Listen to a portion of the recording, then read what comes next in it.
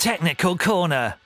So for today's Technical Corner, we're looking at the Typhoon tool. This is a speed increaser from Tech. Tell us a little bit about it, Joe. Yeah, exactly that. It's a speed increaser. It's driven by through coolant, and essentially it does that. It's made to increase tool life, increase surface finish, reduce cycle times. And yeah, there's two options really. You go for this type or you go for the air. This one is driven by coolant.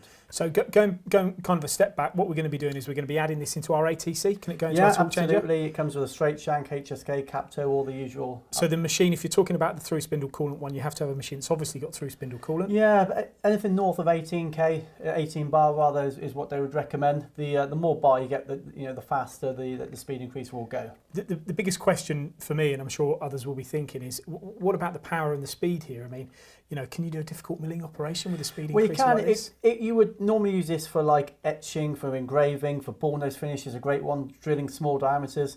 Like the largest shank you'll see in this tool is 6mm, but really it's probably 4mm and below is where it'd excel. The smaller the tool, the better. Cutting tools are designed, when you go down to 1mm and below and 4mm and below, they're designed to run really quick, and it's very rare a machine tool can run to the required speed.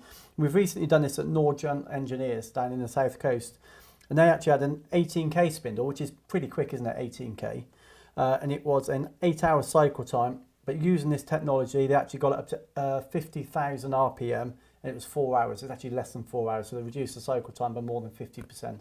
So that's a good example of an application where they've saved a significant amount of time. Exactly. Is it a roughing tool in a big slab of titanium? No, it's not. But it's when the limiting factor is the spindle speed, you should look at this type of thing. What about the tool shank? Did we go into that? Is it HSK? Is it BT40? Yeah, all the usual Capto, HSK, BT, DIN, straight shank. So I guess you could stick it in a different tool holder if you wish. One of the things I picked up from your piece here as well is about the coolant clearing the swarf. That's quite a big factor, isn't it? Because it's a problem. Yeah, it is. If you're ball nosing, or if you're getting into the bottom of a pocket, for instance, trying to finish a wall right in the bottom, swarf's always going to be an issue. But the beauty is some of the coolant, it's got to go somewhere. This coolant, hasn't it? So obviously it gets extinguished at the front of the here, on the front here. It comes out the front and it evacuates all the chips. Another point to mention, that's actually a shrink collet there, so you can actually put shrink tooling in. So if we are doing mould and die, some medical mould and die, we've got to get in deep pockets and do some ribs. In the aerospace sector, it's perfect. I also noticed this here. This is the DRO. What's that telling us? Well, that will go on the side of the machine, and it works. I'm not an electrical engineer, but it basically works on radio waves, and it basically tells you what it's doing. So how fast is it running? Because obviously, your coolant pressure can fluctuate. As long as it doesn't fluctuate a great deal, it doesn't matter. But that would tell, at Norjan, that was going like from 48k up to about 52k from memory. So really, we're talking about ball nosing, drilling. Simple operations, engraving maybe. This could be used.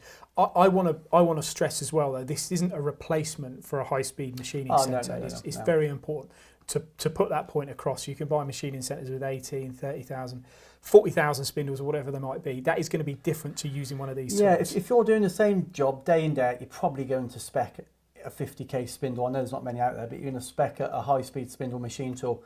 But if you're an SME, if you're a subcontractor, you're not quite sure of the next job, this is perfect. These are, they vary in price, but let's say this one's somewhere in the region of £3,000.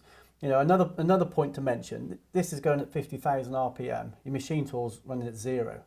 So, you're prolonging the life of your spindle as well. Correct. So if you've got an 18k spindle worth anywhere between 20 and 30k for a spindle replacement, you're prolonging the life of that. You don't want to be running to 18k unless you really have to for a long period of time.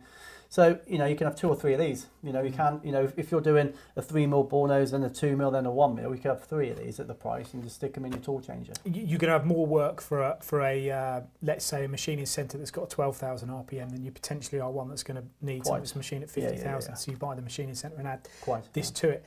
So this has been Technical Corner on the Typhoon tool holder, speed increaser from Tech. Now over to Mark.